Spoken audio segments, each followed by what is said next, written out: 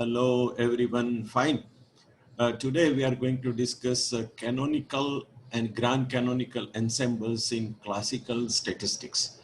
So these are two different type of concepts, but they are very important in classical statistical mechanics. So one is the canonical ensemble, another is a grand canonical ensemble. So let us come to the first slide, which will be discussing the canonical ensemble. For discussing the canonical ensemble, let us consider the composite system, which is shown in the figure.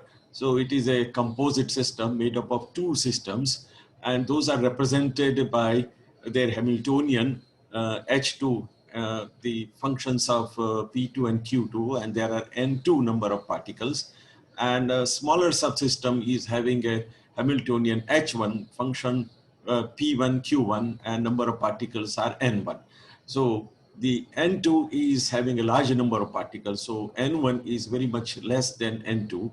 And similarly, the energy E1 is very, very less than E2, energy of the large subsystem. So let us consider an isolated composite system having two subsystems with Hamiltonians as H1 function P1, Q1 and H2 function P2, Q2 with the number of particles N1 and N2 respectively. It is assumed that both N1 and N2 are macroscopically large and N1 is very, very less than N2. The average energies of the two subsystems are E1 and E2 are within the following limits. So energy E is less than E1 plus E2 and less than E plus 2 delta. And let us call it as equation number 1.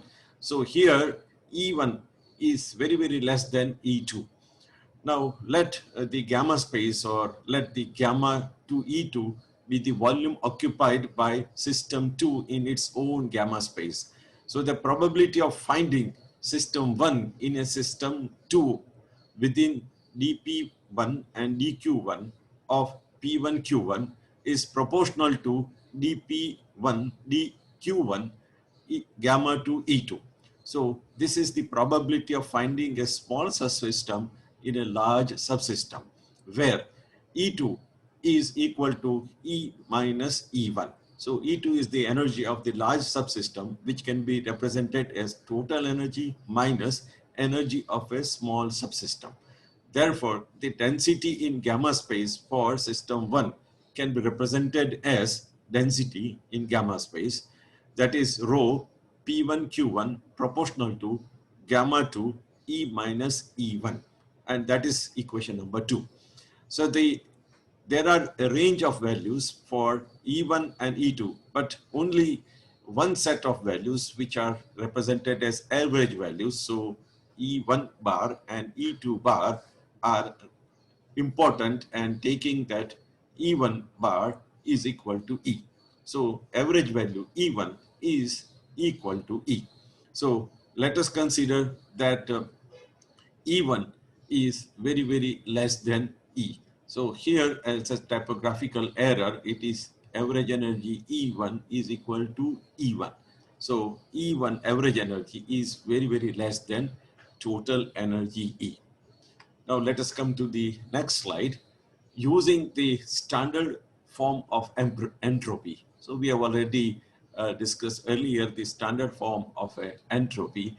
So taking the standard form of entropy that is represented in the yellow box. So it is K log gamma to E2 is equal to K log gamma to E minus E1. And that is nothing but the entropy S2 in bracket E minus E1.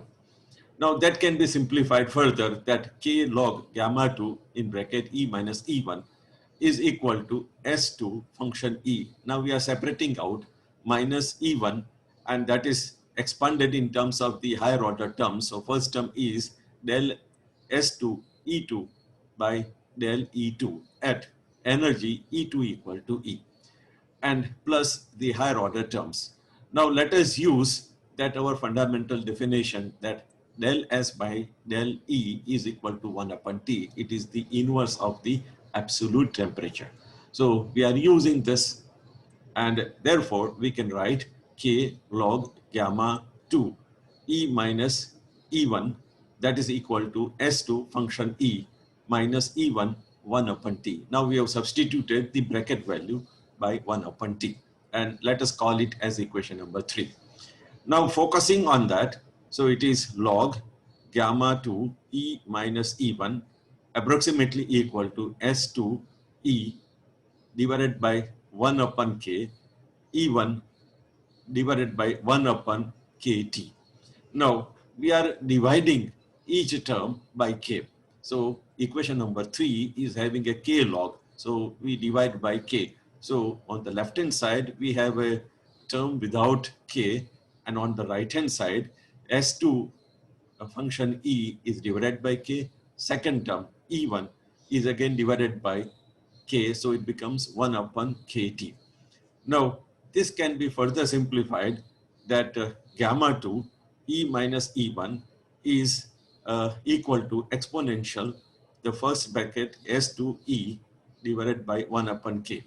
And the second bracket is exponential in bracket minus e1 1 upon kt. So that is termed as equation number 4.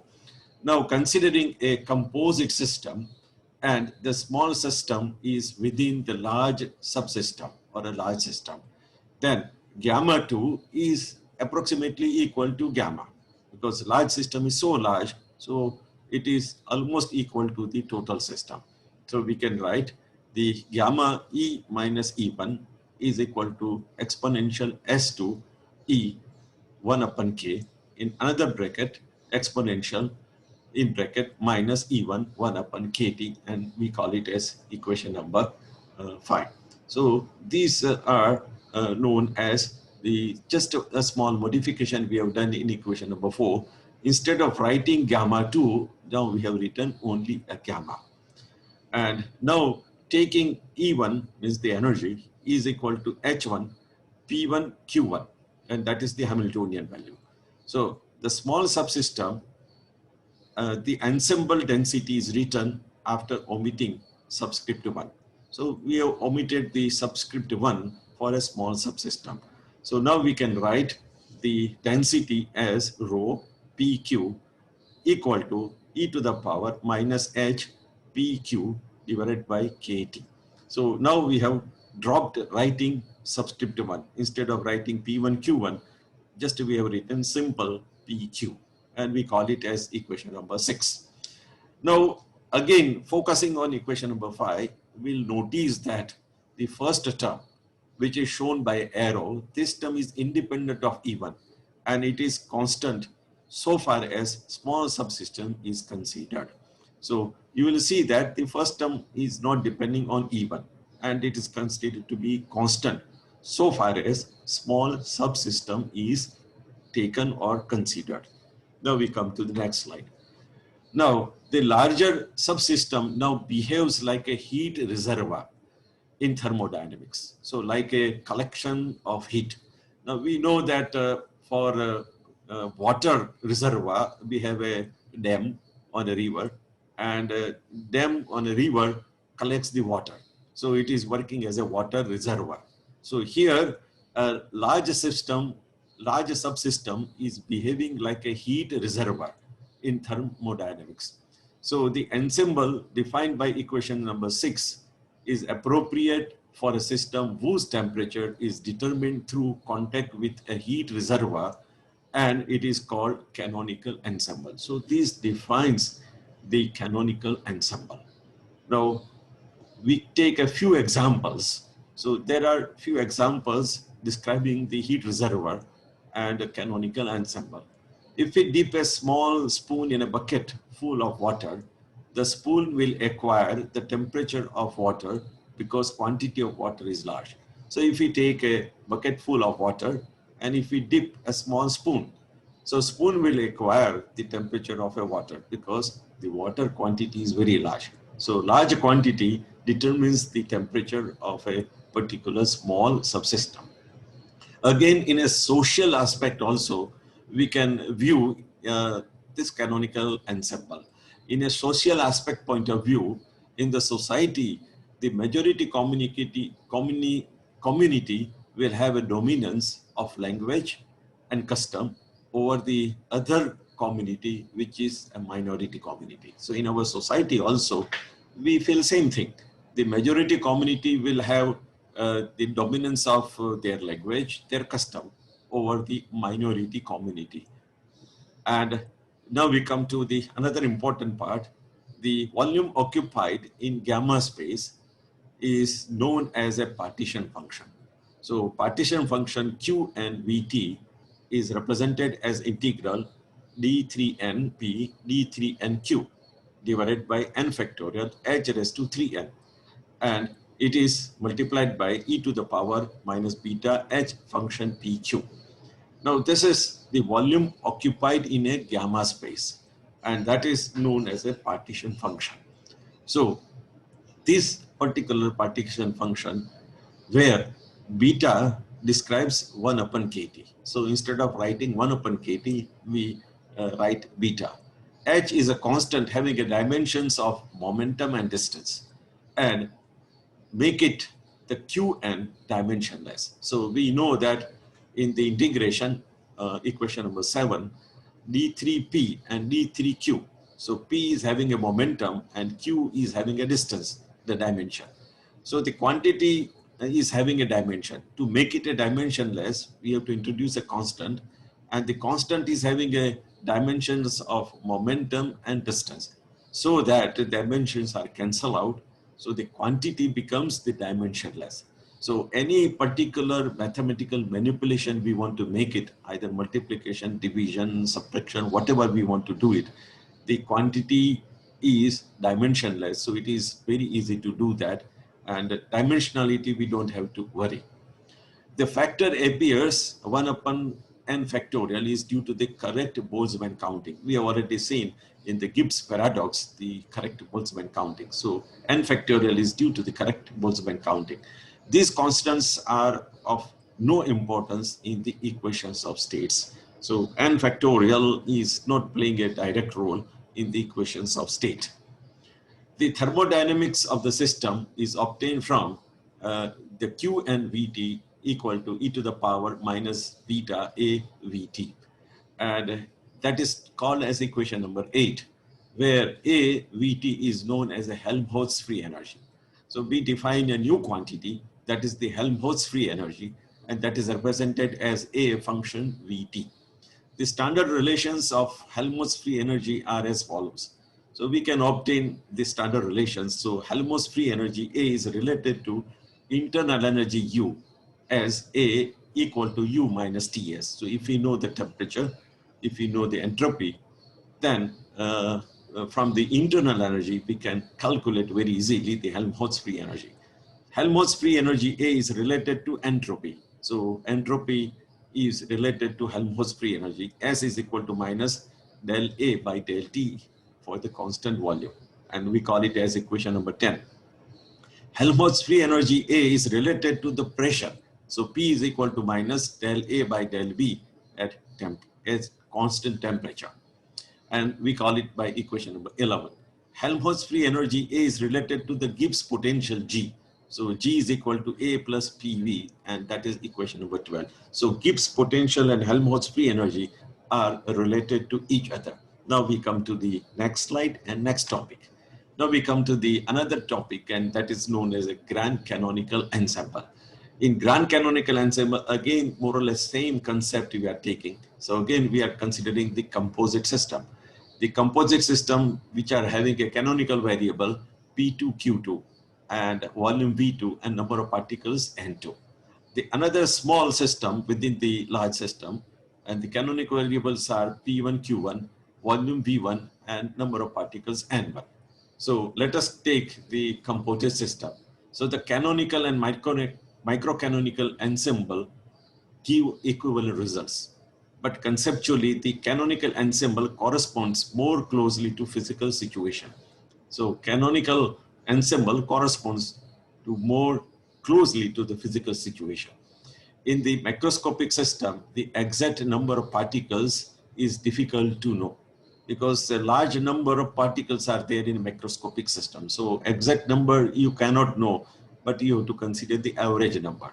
all one can know is the average number of particles.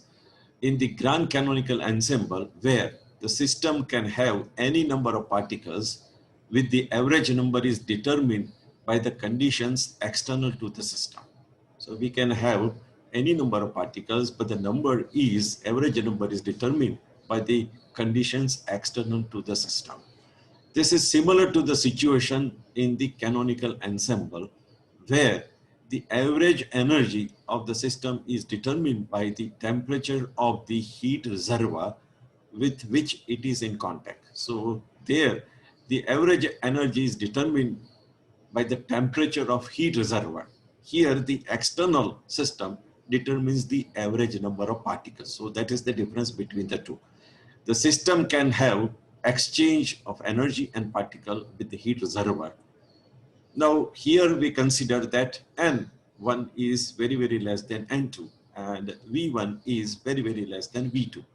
Again, we have a relation that N2 is equal to N minus N1. And similarly, we have a relation that V2 is equal to V minus V1. And the picture is shown in the right-hand side.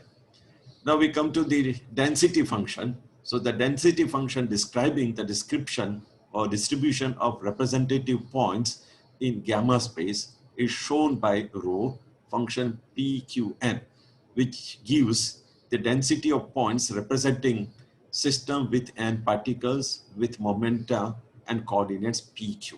So the density function is represented by rho function PQ and n.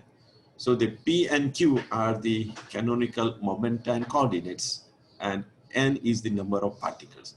So the density of points representing the system with n particles with momenta P and coordinates Q are represented by rho PQN.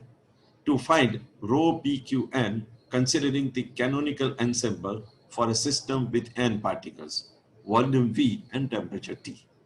But we are focusing on the small sub-volume or subsystem with volume V1 of the system. The interaction between the particles in V1 with those with V2 are surface effect and can be neglected if V1 is macroscopic size or microscopic size or very small. So if we consider that there are surface interaction between the particles in V1 with V2, and these are the surface effect and can be neglected if V1 is of microscopic size or very small. Thus, the total Hamiltonian can be written as a summation of the two or a sum of two. So HPQN, that is the total Hamiltonian, can be represented as HP1Q1N1 plus HP2Q2N2, and we call it as equation number 13. Now we come to the partition function for the total Hamiltonian. So Qn Vt equal to integral dp dq divided by h raised to 3n n factorial e to the power minus beta h pqn. That is equation number 14. So that is written in terms of the partition function definition we have already seen. Now we segregate the contributions to the above from different values of N1, because N1 is the number of particles in a small subsystem. So their contribution in terms of the total system. So we can write Qn Vt is equal to h divided by h raised to 3n n factorial integral dp1 dq dp2 then summation n1 0 to n. So either n1 is 0, then we have a only large subsystem. And if n1 is equal to n, we have a only small subsystem. So if the value is in between, then we have both subsystems together. So n factorial divided by n1 factorial, n2 factorial, integral dq1 for volume V1, integral dq2 for volume V2, e to the power minus beta, Hamiltonian P1 Q1 N1 plus Hamiltonian P2 Q2 N2. So that is showing the composite system. Now we write for Qn Vt, and we'll notice that this n factorial will cancel out with this n factorial. So numerator and denominator n factorial will cancel out. So we have a summation n1 0 to n. 1 divided by h raised to 3n1 n1 factorial integral dp1, then integral dq1 for volume v1 e to the power minus beta h p1 q1 n1. So now we are writing for the one subsystem plus we have to write the other term. So that is 1 divided by h raised to 3 n2 n2 factorial integral dp2, then integral dq2 for volume v2 e to the power minus beta h p2 q2 n2, that is for the larger subsystem. So we have two different integrals for two different systems written in this equation. We call it equation number 15. So equation number 15 is having the two different integrals for two different systems. Now, the relative probability rho P1, Q1, N1, that there are n number of particles in volume V1 with the coordinates P1, Q1 is proportional to the summation or summed integral dP1, dQ1 summation N1. So that is proportional to this quantity. Now, by choosing the normalization as rho P1, Q1, N1 is equal to 1 upon Q n Vt e to the power minus beta h P1, Q1, N1 divided by h raised to 3 N1 N1 factorial multiplied by 1 divided by h raised to 3 N2 N2 factorial integral dP2 integral dQ2 for volume V2, then e to the power minus beta h P2 Q2 N2, and that is equation number 16. Now the first factor chosen such that the summation from n1 0 to n d integral dp1 dq1 rho p1 q1 n1 is equal to 1. So we are taking the factor in such a way that this factor is 1, and we call it equation number 17. By using equation number 15 and taking integral over P1 and Q1 as unity. So Qn Vt is equal to 1 upon h raised to 3n1 n1 factorial e to the power minus beta h P1 Q1 n1. Then multiplied by 1 upon h raised to 3n2 n2 factorial integral dp2 integral dq2, that is for volume v2 e to the power minus beta h p2 q2 n2, and we call it as equation number 18. Now using equation number 16, just which is highlighted by yellow, and we can write this equation rho p1 q1 n1, and that is equal to qn2 v2t e to the power minus beta h p1 q1 n1 divided by qn vt h raised to 3 n1 that is n1 factorial, and that is equation number 19. And here we have used that qn2 as per equation number 14. So we have used qn2 as per equation number 14. That is the definition of a partition function. So we have used two things in this one. Now, using equation number 8 for Helmholtz free energy, so Q2N2 V2T, that is Helmholtz free energy, e to the power minus beta A V2N2T. And that can be again written as e to the power minus beta A. Now, V2 can be represented as V minus V1. N2 can be represented as N minus N1, and T as it is. And let us call it as equation number 20. Therefore, taking ratio Qn to V2T divided by Qn Vt, we can write e to the power in bracket minus beta A in bracket V minus V1 N minus N1 T. Another term A, V, and T. And that can be represented as e to the power minus beta A N minus 1 V minus 1 T in another term A NVT, and that is equation number 21. Now here A in function NVT is the Helmholtz free energy, and we know that N1 is very, very less than total number of particles, and V1 is again very, very less than total number of particles. So V1 is very, very less than total volume.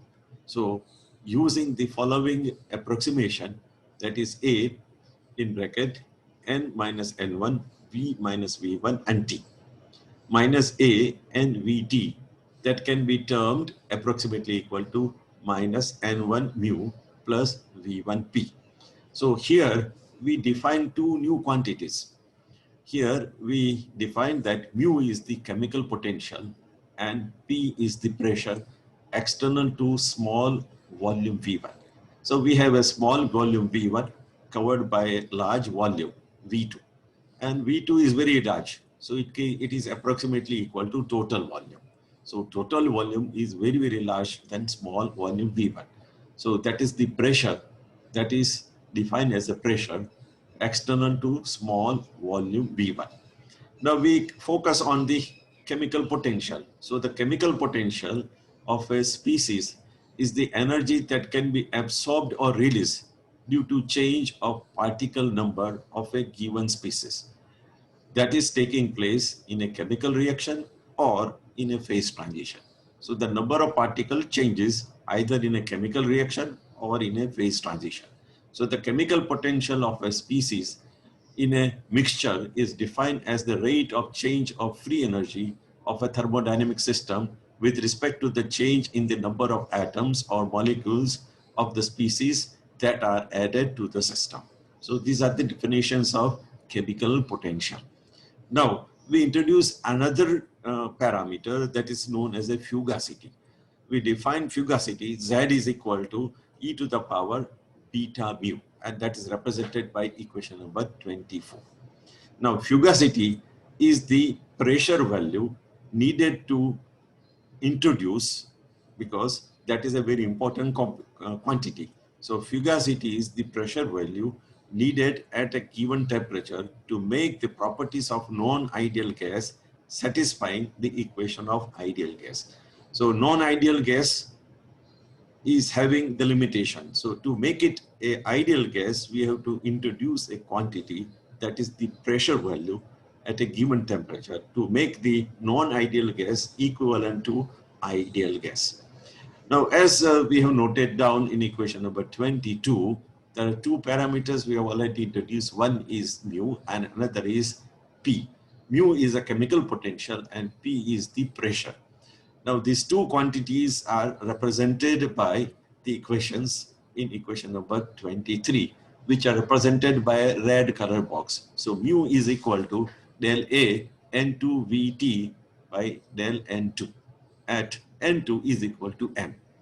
And pressure P is del A NV2T by del V2 at V2 equal to V. So the pressure of the volume external to the considering subsystem V1. Now we come to the next slide. Now using equation number 22 in equation number 21 and taking V2 approximately equal to V.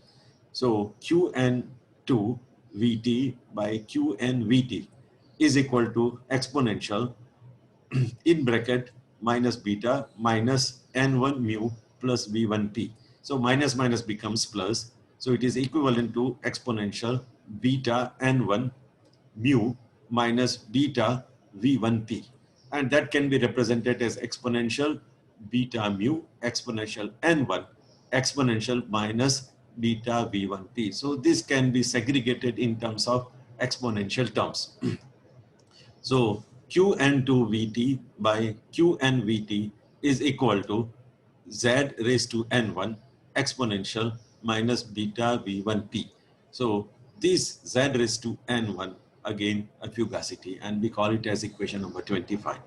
Now using equation number 25 in equation number 19, and the volume under consideration is omitted because the system external to the volume can be neglected, and hence subscript 1 is not used, and also N is not used in Hamiltonian.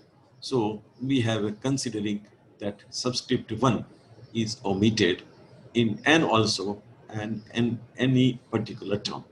So rho PQN. Now we are not using subscript 1 for P1, Q1 and N1. We simply write PQN.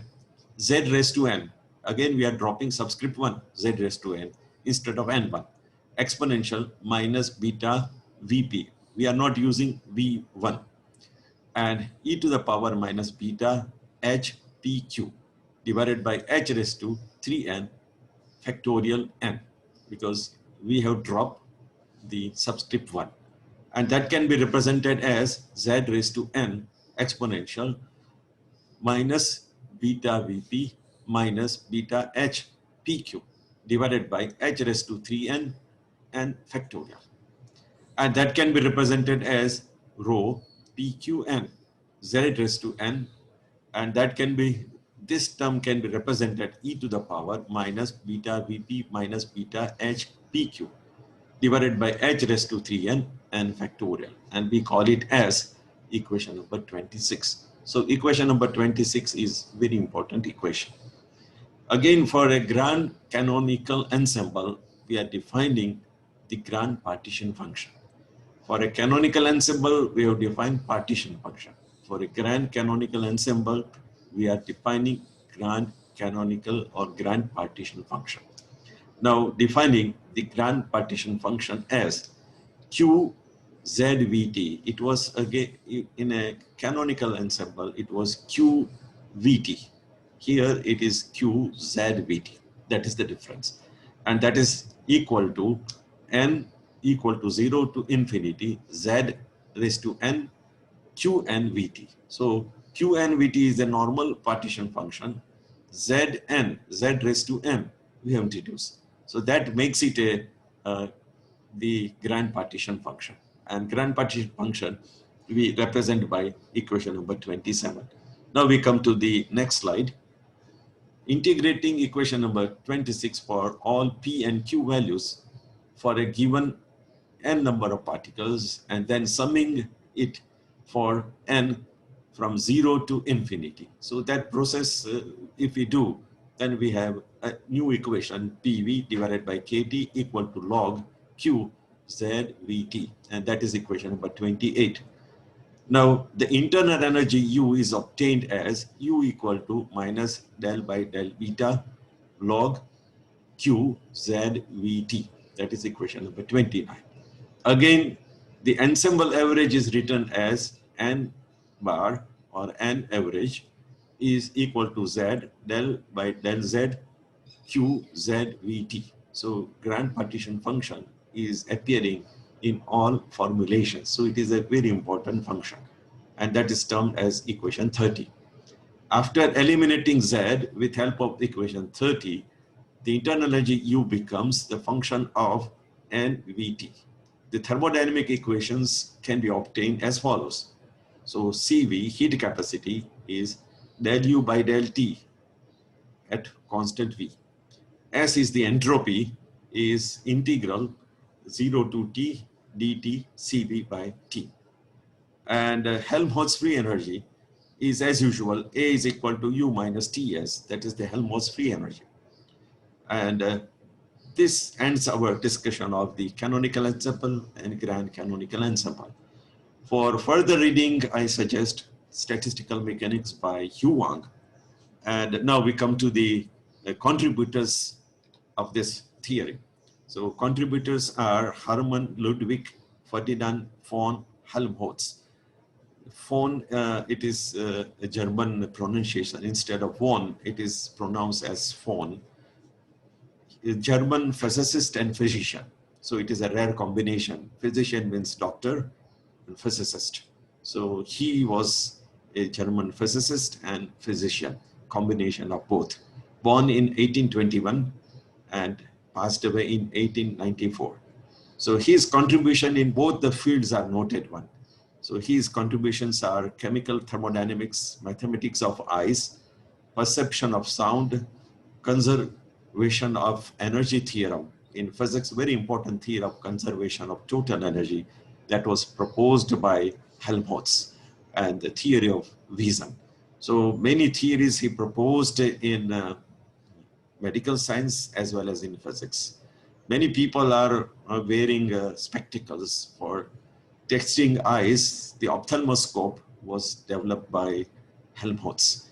So his contribution in detection of eye and also in chemistry, thermodynamics, and physics is noted one, very genius person. Another contributor is Ludwig Boltzmann, Austrian physicist, born in 1844, passed away in 1906. His contribution is in statistical mechanics for definition of entropy. And one more contributor is Josiah Willard Gibbs, born in 1839, passed away in 1903, American physicist and physical chemist. And he gave the first concept of canonical ensemble in statistical mechanics. So all the three giants, they have contributed in statistical mechanics in terms of developing theories of canonical ensemble, grand canonical ensemble. And now we come to the last slide. This is the slide describing the two different universities in Glasgow, where I visited in 1995. So this is the Glasgow University, the tower. It is a famous tower. Glasgow University was established nearly 400 years back. And Lord Kelvin, he worked in Glasgow University for 53 years as a professor. I've taken this picture from the Kelvin Grove Park. So that is a very famous park, Kelvin Grove Park in Glasgow. It is situated near the Glasgow University. This tower is looking very prestigious. And if you know that in Rajkot city, we have a Rajkumar College. Rajkumar College is having a tower similar to this one. And this is the inside view of a Glasgow University in Scotland. And this is the another university, Strathclyde University, which is situated in Glasgow. And there is a, in this lab I was working. So I visited both the universities in 1995 and spent a few months' time in both universities. So Strathclyde University and Glasgow University in Scotland. Thank you very much. Thank you very much for patient hearing. And now I stop sharing the slides. Thank you very much and all the best. Thank you. Now we end the meeting.